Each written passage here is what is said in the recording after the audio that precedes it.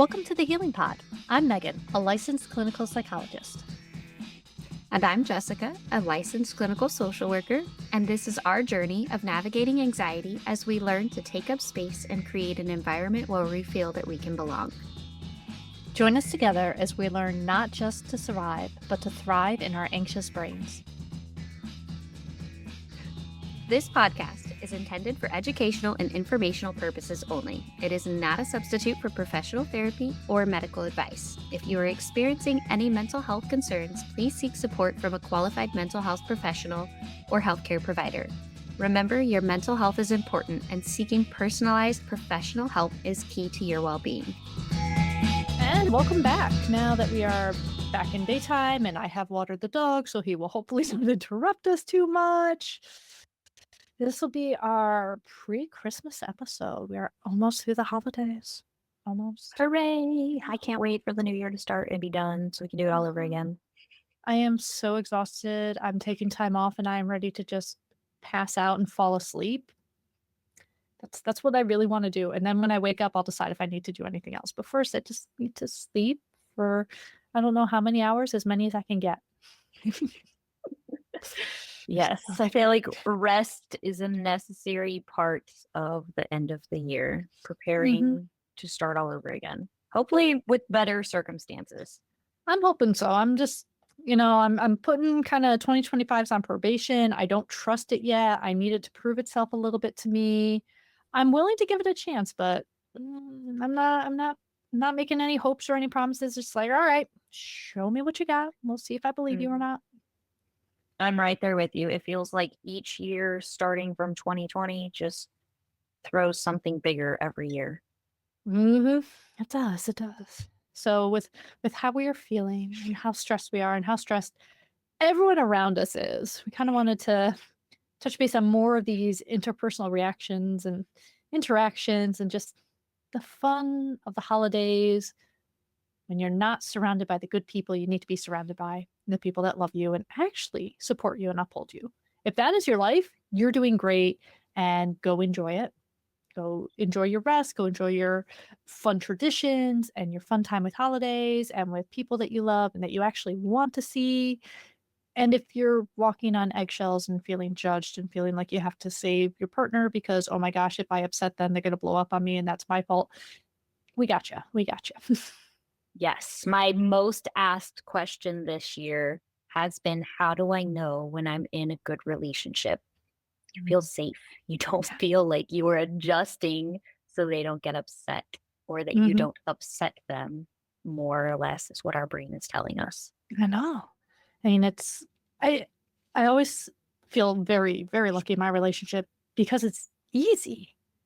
Like, there's lots of hard stuff we go through and lots of things we have to have the difficult discussions about. And there's always stressors, but the relationship itself is easy. I'm not afraid to say, this is hard. I need help. Come to me. And, I've been married to my wife forever, but I did have relationships before that. And thinking back to some of those, like, oh yeah, I micromanaged everything so I wouldn't have to deal with your mood. Why on earth did I want to date you? You were an idiot. Huh. Yes. And mine is the polar opposite. It is very much a micromanage my own emotions, my own, and trying to micromanage his emotions too, because he doesn't have a whole lot of emotional regulation when it comes to situations. I mean, I remember learning to judge time based on the commercial breaks during the TV shows, because if I checked my watch too anxiously because I had to get to class or to cross-country practice or anything like that, he would get grumpy at me for disrupting our relaxing time together. Well, I mean, the first issue there was that it was a man. Yeah, but I should not have dated boys ever. I learned that finally. I tried. It was bad. I did. It was bad. You can't tell me I didn't try. Oh, we know there is no choice, my friend. Yeah. This is not something we may choose our partner. We don't choose what we're attracted to. And I did. I really did try. Nah, it just, no, was not a thing. That Bible lied to you. It did. I'm sorry for anyone that offends. Sorry. Kind of. Whatever. And I mean, I've read Bible cover to cover quite a few times. It's not actually in there as a choice. It's kind of in there, don't do temple prostitution and don't mess with young kids. But then David and Jonathan is like the cutest love story in the world. It really is. They're so cute together. Oh my gosh, they're so sweet. I love it. I love it. Wait a minute. How does this Sorry, turn into religious that's discussion? that's life. So anyway, I feel like we just lost some listeners. So hello, those of you who are on our level. hi, those who have come back, those who have found us, and those who are angry at us. You know what? Yell at us. We like the interaction. Why not? You're allowed to have opinions too, whether or not I agree. You're allowed to have them. Yes. Yeah, there's definitely a lot when you're not in the safest, the most comfortable relationship, when things are rough, when you either both just have a lot of room to grow that you need to do, or when there is something heading towards that abusive edge or that you're just not good together edge. It can be a very hard time of year. We talk a lot about trying to set boundaries and trying to make that space for yourself. And some relationships that gets undermined constantly. Mm-hmm. Absolutely. And then that big level of why do we feel like we need this person? Why are we staying? Mhm. What do they bring to the relationship? And what do you bring to the relationship? Mhm. Sometimes we stay in these areas because we feel like we don't have any other choice. Mhm. If you And just that's work harder. no. No, we're not doing FOMO that. is real. FOMO is real. FOMO What is if they real. get better and I missed out on it because I didn't stick it out? What if they do get better and they're a perfectly lovely human being and you missed out on this one person getting better because you're off with your new tribe and your new partner and relaxing with your kids and doing whatever you want? Like, yes, you will miss out potentially on this one person getting better because you chose something else. Just like you will miss out on eating a hot fudge sundae because you chose a lava cake. Is that really bad? Now I'm starting to understand polyamory. Is this why we like choose both instead of Yes. Sometimes you want a little bite of one, a little bite of two. Sometimes it just works that way. So many rom-coms simply solved by date them both. They both give They something you work. like. Why not? As long as they both know. I feel like that's the Yes. key aspect that people forget. Oh, so much so. We should totally do an episode on polyamory. That's fun. But yeah, it really is like there's communication, you have to have openness, fairly. Like there's a lot that goes into it to make it a healthy relationship setup and not just I want to cheat on you behind your back all the time and then tell you it's because I'm who I am. No. Or because you made me mad. You made me Mm. mad. So it's what I had to do. It's all I had control over. There's that piece, that control piece there. Yes. So if you making me mad changes my behaviors because I want to feel in control, I actually have no control. And what on earth am I doing? It's like, "Oh, well, you didn't want to come to my office Christmas party, so I slept with my secretary." No. No. Because if the only reason you cheated with this other person is because you're mad at your spouse, you're also really dehumanizing this other person. That's a you problem, not a Yeah. your spouse problem. Yeah. You are responsible for your own actions. Mhm. Absolutely. I mean, if somebody makes you mad and you want to hurt them in order to get them to see how mad you are, that is a big breakdown in communication there.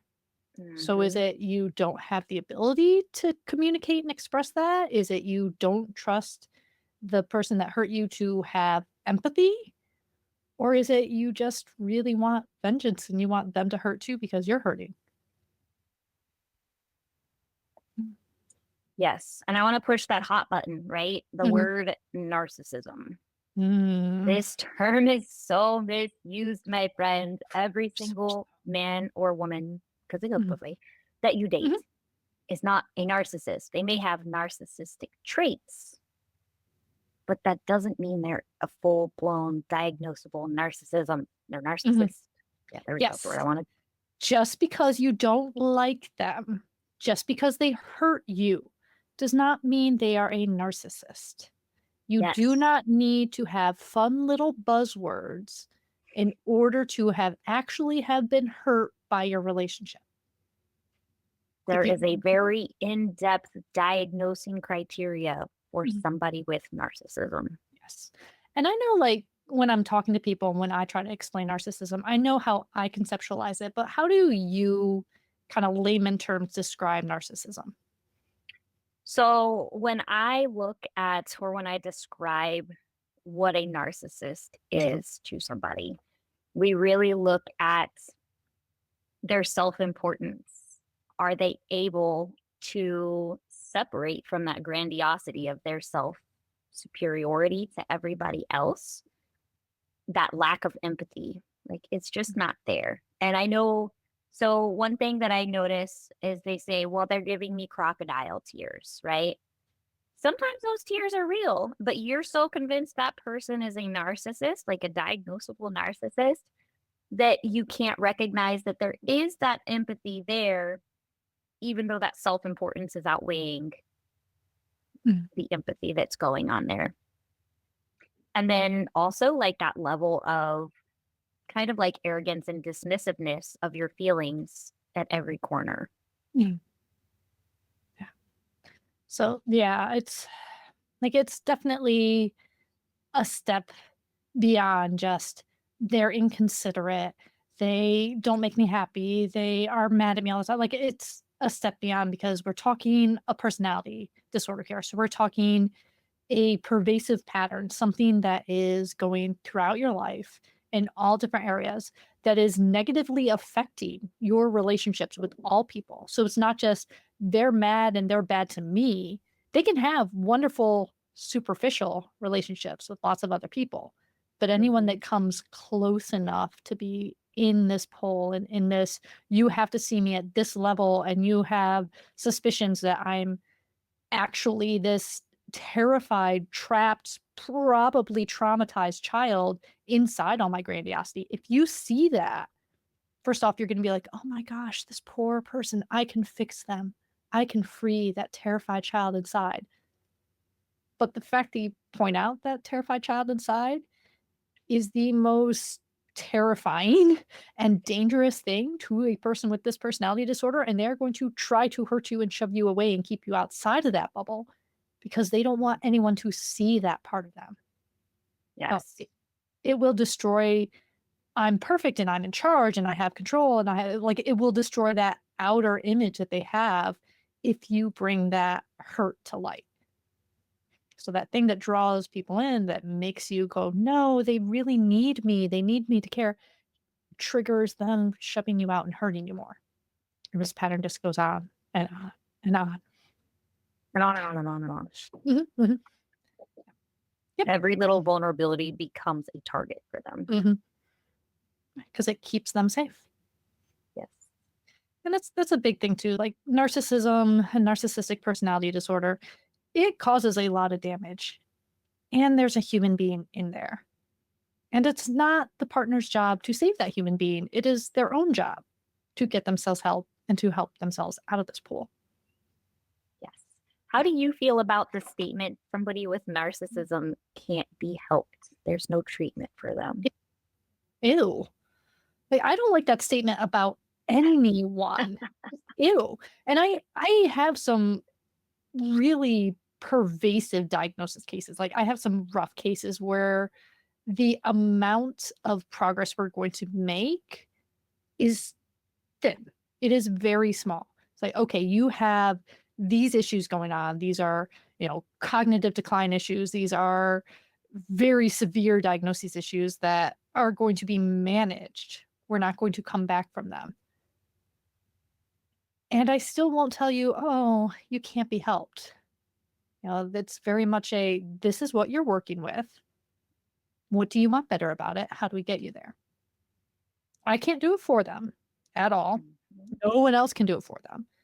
But if they, if this individual with a narcissistic personality recognizes I don't want my relationships to go like this. I value something good I get out of this, and I know how I sabotage things, how I end up treating other people. I know my tendencies. I don't want it to go this way. There's room to work with that. And on the other side of the coin, you can have a, simple phobia, which is a very CBT, easy. We do exposure therapy. There is a set, structured way. Like it's an easy thing to work with. I'm scared of Mhm. spiders. We're going to expose you to spiders. You can have a very simple, I keep using air quotes for this. I can't see it in the verbal one, so I will say that out loud. Diagnosis. And if you don't want to do anything about it, you're not going to make it progress. Yes, the insight has to be there. Mhm. It can't be, I see that my partner is a narcissist, so I want them to get help. They don't care. No. They have to see there's a problem and that it's impacting their life, and they have to want to get help. Mhm. And what you do, so if you're the partner and your person, I love my person. If your person does have narcissistic tendencies or other personality disorder tendencies or something that is a concern, and you come into therapy, what am I supposed to do with them? They're not sitting on my couch. They're not talking to me. They're not saying this is a problem and I want help. You're saying they're a problem, fix them. Mhm. And instead, we're going to say, I see a whole lot of trauma bonding. Let's talk Mhm. about what that really means, and let's fix you.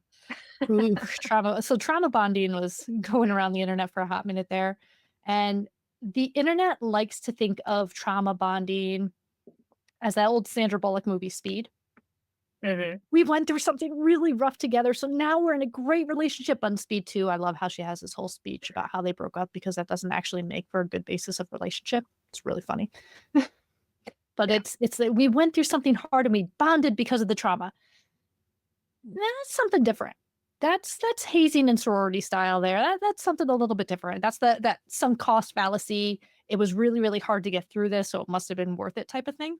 Mhm. Trauma bonding is kind of what keeps you in those relationships. It's what you go, well, I'm going through a lot of trauma. This person is causing all the trauma, but I'm trying to make it make sense so much, and I'm trying to justify it that I have a lot of sympathy for them. I don't think it really is their fault. They're telling me they're really, really sorry, and I believe them. They're telling me they're never gonna do it again. They're promising me they're gonna change, and I believe them. We are so good at placebo affecting ourselves and at denial. Our human brain is freaking fascinating that we convince Mhm. ourselves of this. This person is acting abusive to me, be it they are abusive or they're going through their own trauma or they just have these tendencies, whatever. They're acting abusive to me. And I don't, there's value in them. I need them financially. They're parents of my child. We have this life we built together. We've gone on vacation. There's good stuff here too. I can't combine those two. So I have to make excuses for the bad stuff. And if I reject them and leave, I don't believe those excuses as much. So I have to completely 100% buy in. And that's where we get the trauma bond. And that's where we get that cycle of abuse that keeps perpetuating itself and that cycle of, I should really leave, but they apologized. This is really bad for me, but he's so sad. I don't think he could make it without me. This is horrible. Or he said, he He's a- can't make it without me, and it's Mhm. my fault that something bad is going to happen. It's that intense mix of fear and love and Ooh. dependency and loyalty. And you've Mhm. got them all in this big pot and they're swirling together, and your brain can't sort out what is what. No, because there is breaking that cycle does take a level of callousness to some of the emotional pullback. Like there's so many, the most dangerous time in a relationship is when you're leaving an abusive relationship. And the other side of that is also the pull of, well, if you leave me, I'm going to hurt myself. I'm not going to be able to survive. My life's going to be bad. Put on your caring cap. Take care of me. You want to take care of me. You do care about me. You do. We talk about the human brain being interesting. We're not smart enough not to love people that are bad for us. We still love them. We still care about them. Yeah. Mhm. So we're gonna get pulled back in unless we're like, no, this is your problem. Everything about me wants to run in and save you, and I can't. And if I do it, I'm not actually saving you or myself. And I don't need to be responsible for keeping you alive, for keeping you safe, for keeping you happy and healthy. I just can't. And then you find your best friend and you go and you cry on their couch for a while and they will take care of you. Mm-hmm. Absolutely.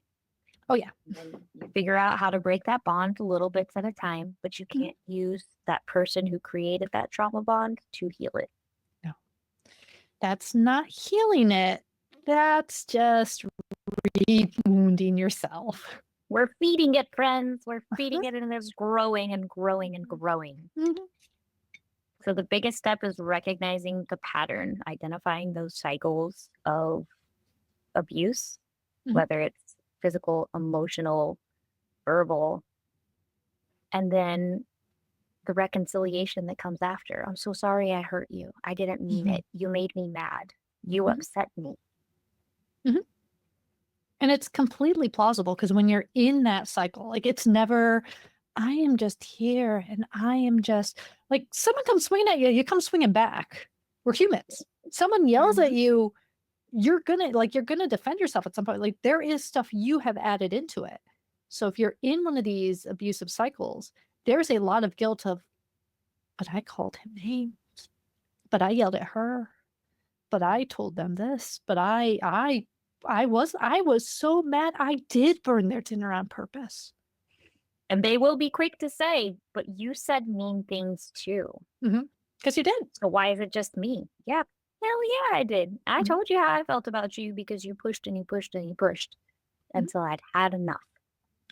And I think like that factor is one of the reasons why I'm very, very cautious about, oh, they're an abuser and they're a narcissist, because it makes that evil mustache twirling, they're the bad guy and you're completely innocent type of setup.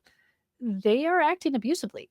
Some of the things you do as well probably are not healthy. So if we say this is not a healthy relationship, this is a bad interaction, this is not the best of both of you, then you can both take responsibility and separate. If we say he's an abusive narcissist, okay, what are you going to do to get healthier? What are you doing for how you react in those situations? How, not like you're causing them to be an abusive narcissist, but are you being a person you want to be, or are your reactions getting you stuck further in there? Where can you take your control back? Where can you have that autonomy again? And that's hard. Focusing on your independence, I feel like, is the biggest step because once you realize, oh, I can do stuff alone. And wait a minute, I did this and it was peaceful. Nobody was Mhm. yelling at me, telling me I was doing it wrong. This is great. It Mhm. starts to build that confidence and that self esteem Yeah. that keeps you in that cycle and feeling like you're weak for staying in the relationship when the reality is it's just a conditioned response to trauma. If I leave, something bad will happen to me, to him, Mhm. to her, to Yeah. whatever. Yeah. Because something bad will happen. Even if the only bad is everyone is sad because there was a promise made in a relationship that is now broken. That's still bad. That still has feelings. And if something bad is, oh, well, now they're stalking me and threatening my life. Now they're very depressed and threatening their own life. Like these are things that happen. These are things that happen when we get so stuck in these patterns and we let them become so rigid and overgrown that we don't know how to get out of them. And there's lots of safety reasons that also make it hard to get out of. When you have kids, you're gonna be tied to this person for at least 18 years. You know, if you have shared finances, like if you own a house and both your names are on it, or if you own a house and your name is on nothing, not the house, not the car, not the maybe the bank account, all that, like if you don't have anything to stand on your own and everyone looks at you and says, well, just leave, you'll be fine, just leave. Define fine. Because fine can be Starting very, over is very painful. scary. Mhm. It can be. It can be scary. It can be painful. It can be prohibitive. Now, if we're talking about kids and you're like, well, if I leave, I'm going to be below poverty and CPS is going to be looking at me all the time because somebody's probably going to call CPS on me if they're vindictive, or if I leave, I don't have a place to stay where my kids are safe. I will have to leave my kids in this environment. Will they be vindictive to my kids? Those are terrifying thoughts as a parent. Yeah, it's a scary reality that a lot of people live through. Mhm. Absolutely. And there's a lot of that stigma of, well, you left your kids in this environment and you stayed even though you had kids. You didn't protect your kids. Yeah. Yeah, they did. Yeah. It was really, really rough. What must they have been scared of on the other side? Yeah. Right. Yeah. It's a scary world. Mhm. And then you have holidays. So we're adding all this layer. So this is getting released right before Christmas. So you have all of this pressure. Let's make this relationship look good because now We all the need a family's beautiful coming. Christmas. We Yes. need that picture, that family's coming to visit. They better see that you're happy with me. They better see that we're fully functional, happy. Those kids had better be perfectly behaved. Everything's on point. That's a lot. And if it's not, the other person is going to be angry while you're managing emotions. Mhm. This is your chance to take a step back and say they're responsible for their own emotions and things not going per their expectations versus reality. Mhm. Yeah. So I think one of the ones I run into a lot, especially with younger couples, is the embarrassment. They're gonna Mhm. embarrass me. Why? It's like, well, they're gonna yell and I'm gonna feel embarrassed. Okay. They're gonna yell. You're gonna feel embarrassed. Can we talk you through that embarrassed feeling? Because that embarrassment is a strong feeling. It is. Mm-hmm. Is it something you should be embarrassed by? No. Is it? Depends on the moment. No, I'm just kidding. No, Could be. definitely not. Looking at it in another level too, they're embarrassing themselves because Mhm. people see how you react is your responsibility. If you Mhm. get upset and start yelling back, you're embarrassing yourself. Mhm. If you just sit there and let them finish and walk away, or no, I don't even sit there, I just walk away. Mhm. Or you just walk away and Yeah. let them sit there and make an ass of themselves. Mhm. They are embarrassing themselves. If you don't take on the social role of managing everyone else's expectations and the image to everyone else, what happens?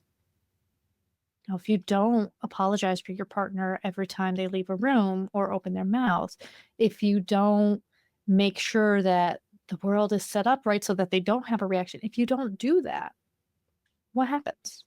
People will see what's going on and you're going to get some questions. You're going to get some, why are you guys still together? What is this? Are you safe? Are you okay? Do you need a place to go? You're going to get that. You're going to have to face that. And they're going And to be themselves. exactly. And it's okay to say, I'm safe, but I'm not comfortable. I don't like it and I'm not doing this anymore. That's Mhm. okay. Yeah. Things don't have to look perfect. Things don't look perfect anyway. You have a great relationship and things don't look perfect. No. Mhm. It's like when I first moved back up here, my wife Casey is she's not a very social person. She much prefers to stay home, small gatherings. But I moved up here and I have a new job. And so I was like, please come to my Christmas party. Please come to this. Oh boy, was she miserable. And she would just be like stressed because she was working and she didn't know anyone and she's in the corner. And so people are like, is she okay? Are you okay? What's going on? She doesn't want to be here. I'm like, no, she just doesn't want to be here. And I haven't learned yet not to invite her. And It was a learning experience for both of you. It was. And I had to learn that, yes, she would love to be able to come with me if she has the social and emotional energy to do that. And if she doesn't, Mhm. I can do this stuff on my own. I can go to my family Christmas 2 or 3 hours before her and hang out and get things ready and enjoy, and she can come when she is ready to come, and that's fine. I don't have to sit there and feel like I'm missing out and, oh my gosh, now she's upset because now I'm really antsy and I'm rushing her and I'm gonna make her come. No, I can just go and relax and she can come and relax when she's ready and leave when she's Yes. ready, as we talked about last week. Absolutely. And funny enough, when my mother-in-law, I found out, Mhm. does listen to our podcast, and she was like, Ooh. "The kids don't have to come if they don't want to." And I'm like, "No, Aw. you misunderstood. They love coming to your house. They just don't know the whole family, and it's awkward for Mhm. them." Yes. Um, so that is, I think, a big thing is recognizing you can do things independently. Mhm. That codependence is the biggest part to break. Uh-huh. Yeah, and it's hard. I mean, even just like when I started dating my wife, learning that I could, because I was still in college at the time, I could do my homework when she was visiting me. That was hard. It's like, no, she's here. I'm supposed to spend time. I'm supposed to look at. I'm supposed to. How is this supposed to work? It doesn't. It doesn't work. Your life has to continue. So I have to do homework. She wants to go hunting and sit in the very, very cold, very still and quietly. I would scare away anything that was coming around if she was hunting because I can't sit still like that. I It's a want to bad idea. talk. Tell Yes. me about your life. It's like I'm bored. I'm making noises. I'm like drawing in the snow and not realizing I'm crunchy thing. Yeah, it's a bad idea Yeah, for me to do this. I will cook I don't like anything you being bring cold. home, but no. My dad doesn't take me hunting. I don't like being cold. I complain the whole time. It took me one time and never again. That's fair. That's fair. I will go skiing because I'm moving, so it warms me up. But staying still in the hunting, I just don't do. No. But yeah, it's like There's nothing that sounds fun about sitting in a blind, staring, no. waiting. But for someone that doesn't want people and that just wants to quiet with their thoughts, works great. My thoughts are Yeah, very loud. They're not quiet thoughts.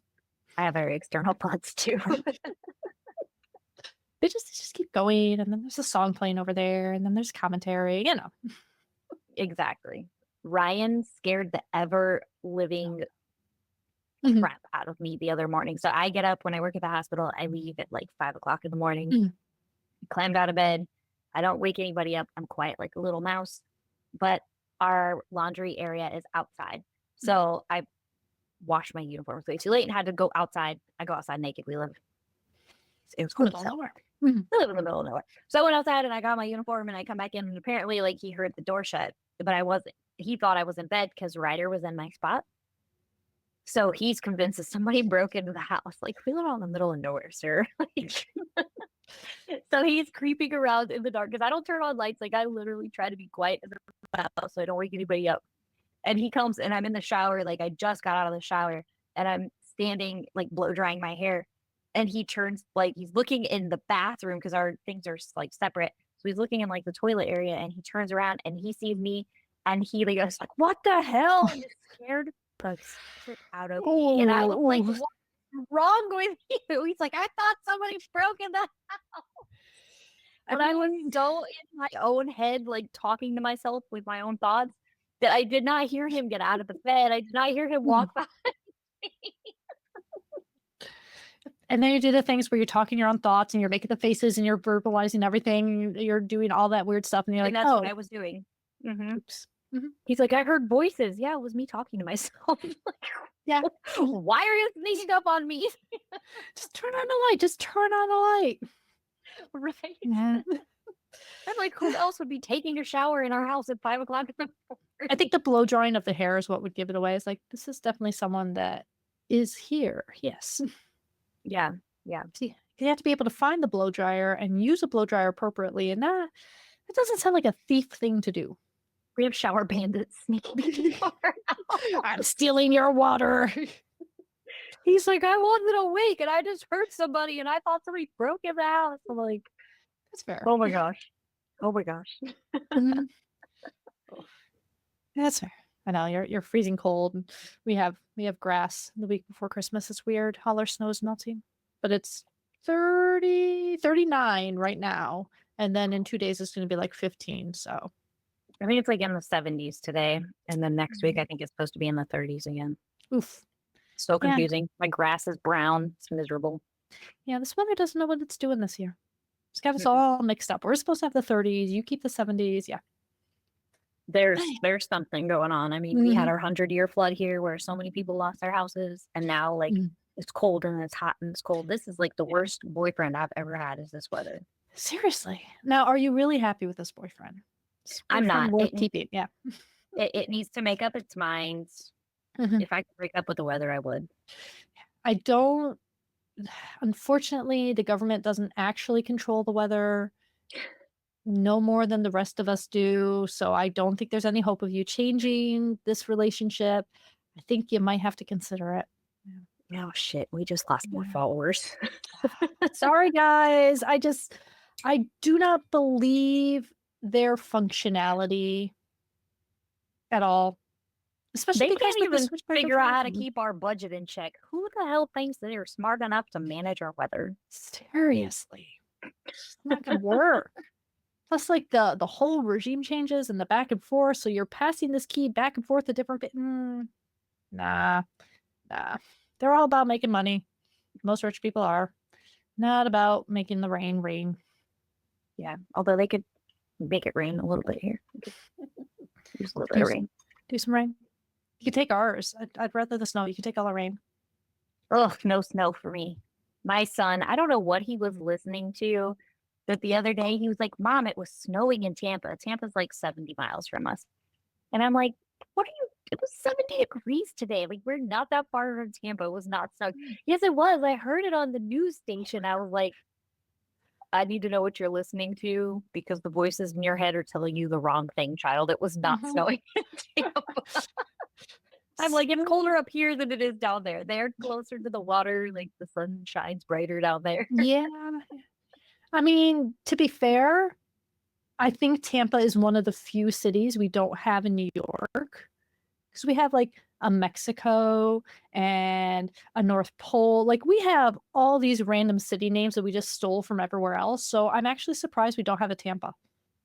Yeah, that's strange. Yeah. Yeah. But as you can tell, when we get stressed, we ramble. Yes. We like to ramble. This is Absolutely.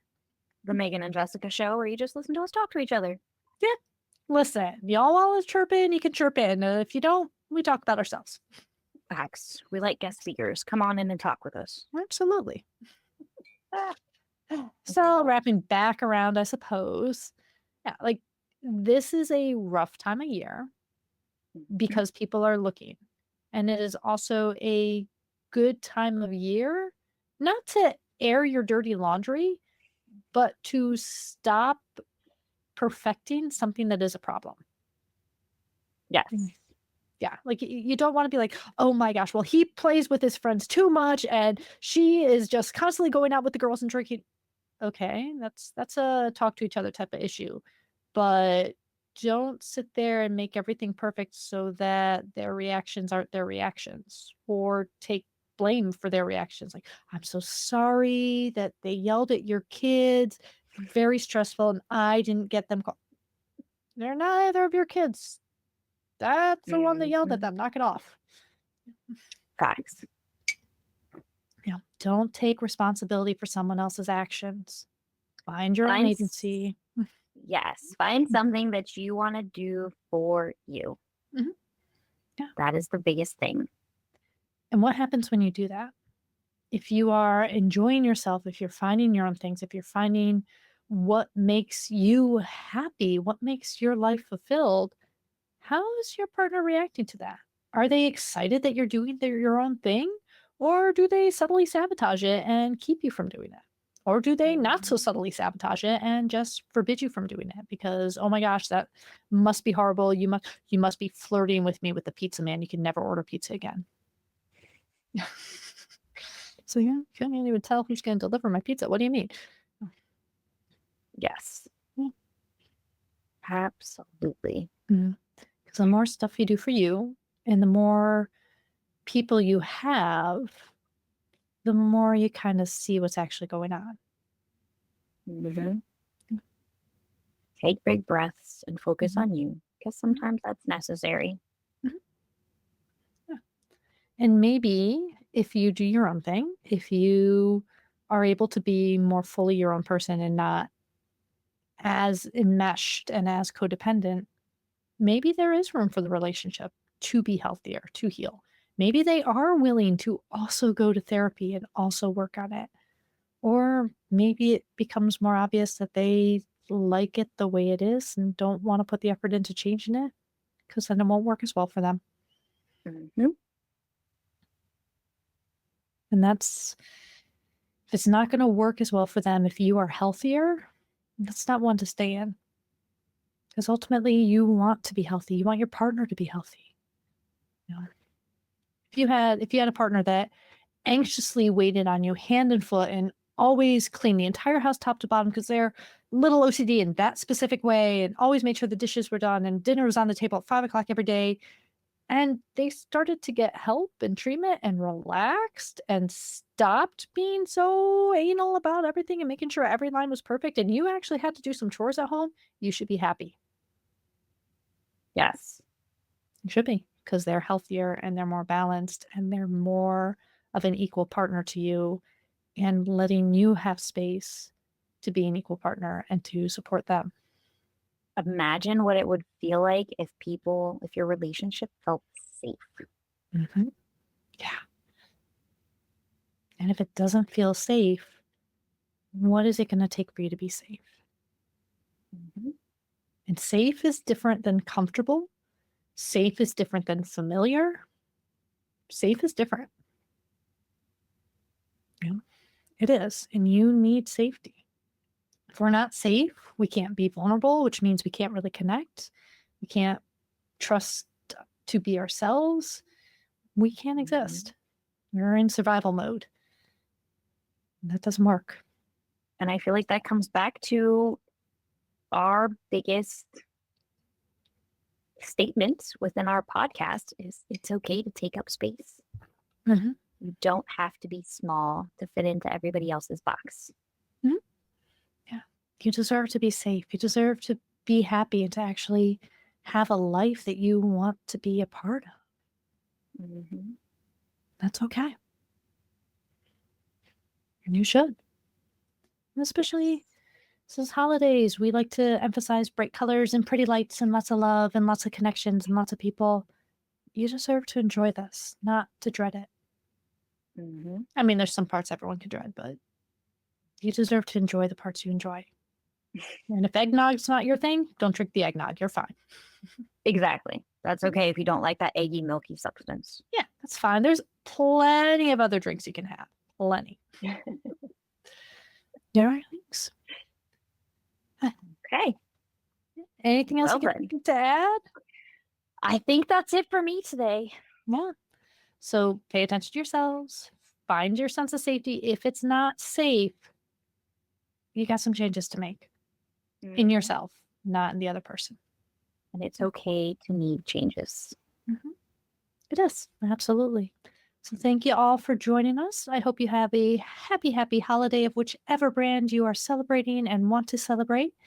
And like I said, if you found us once, you can find us again. So we're, Healing Pod, navigating anxiety and mental health together. We are on Spotify. We're on Apple Podcasts. We're on Patreon. We are everywhere else online. Where else are we online, Jess? We are on TikTok, Facebook, and Instagram. Nice. So if you take issue with us, okay, cool. You can let us know or not. We don't care. If you want to talk back at us. You can find us, and we will be back post holiday. So I hope you all relax and enjoy something in this, and we will talk to you later. Bye, guys. Bye.